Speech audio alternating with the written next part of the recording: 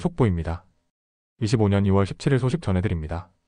최근 계엄군이 국회 정기를 차단한 사실이 확인되면서 계엄 해제 방해 의혹이 불거져 정치권이 강하게 반발하고 있습니다. 민주당 박지원 의원은 민주주의를 훼손하는 행위라며 비판했습니다. 한편 두 달간의 성찰 시간을 가진 한동훈 전 법무부 장관이 조만간 국민 앞에 다시 나설 것이라고 밝혀 그의 정치 행보에 관심이 쏠리고 있습니다. 국제적으로는 NASA가 새로운 달 탐사 계획을 공개하며 2030년대까지 지속 가능한 달 거주지를 구축하겠다는 목표를 발표했습니다. 또한 구글, 마이크로소프트, 메타 등 IT 기업들이 인공지능 투자 확대에 나서며 AI 기술 경쟁이 더욱 치열해질 전망입니다.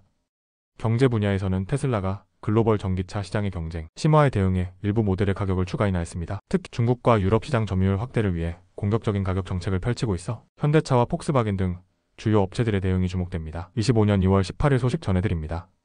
명태균 전 의원이 김건희 여사가 특정 인물의 공천에 개입했다고 주장하며 철저한 조사를 촉구했습니다. 이에 여당은 정치적 공세라며 반박하고 있습니다.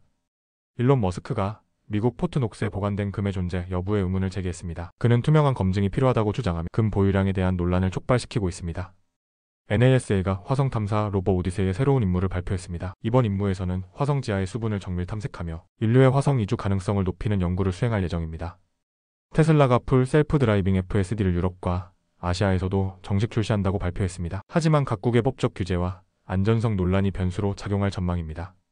위성 분석 결과 남극 빙하가 예상보다 빠르게 붕괴하고 있는 것으로 확인됐습니다. 과학자들은 해수면 상승이 가속화되면서 2050년까지 해안, 도시들의 침수 위험에 처할 수 있다고 경고하고 있습니다. 25년 2월 19일 소식 전해드립니다.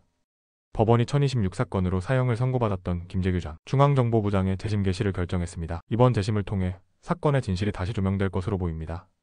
중국인들의 북한 관광이 5년 만에 재개될 예정입니다. 이는 냉각됐던 북중 관계가 다시 변화를 맞이할 가능성을 시사하고 있습니다.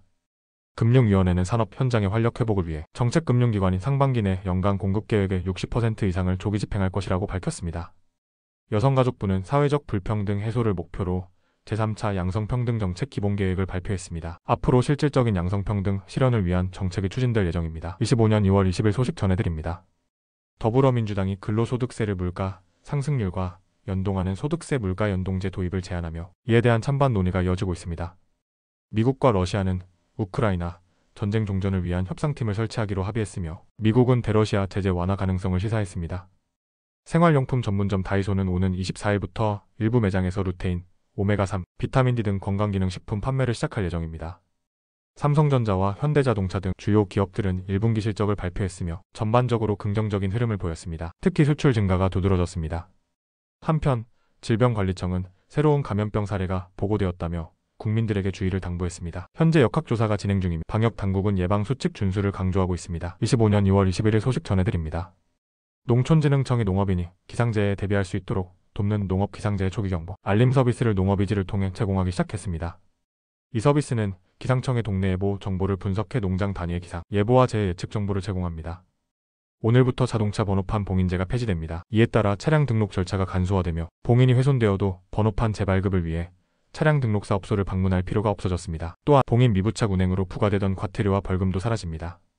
금융투자협회의 조사에 따르면 채권 전문가의 55%가 오는 25일 열리는 한국은행 금융통화위원회에서 기준금리 인하를 예상했습니다. 이는 지난달의 40%보다 증가한 수치로 글로벌 관세 우려 등으로 시장 변동성이 확대될 것이라는 전망이 반영되었습니다.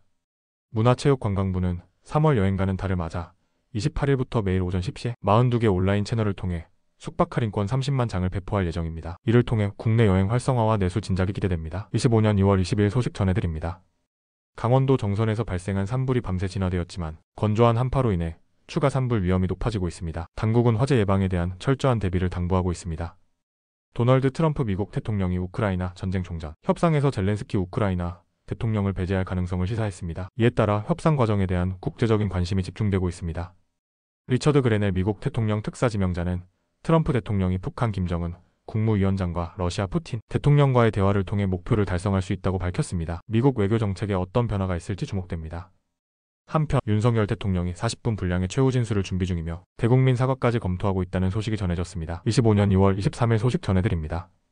강원도 정선에서 발생한 산불이 밤새 진화되었습니다. 하지만 건조한 날씨로 추가 화재 위험이 높아지고 있어 주의가 필요합니다. 이탈리아 시칠리아 섬에서 화산이 분화하고 그리스 산토리니 섬에서는 지진이 발생했습니다. 지중해 지역의 지각 변동이 활발해지면서 현지 주민들과 관광객들의 각별한 주의가 요구됩니다. 미국 트럼프 행정부는 기후변화에 관한 정부 간 협의체 IPCC 보고서 작성 작업에서 철수하기로 결정했습니다. 이에 따라 미국 정부 소속 과학자들은 더 이상 해당 작업에 참여하지 않을 예정입니다.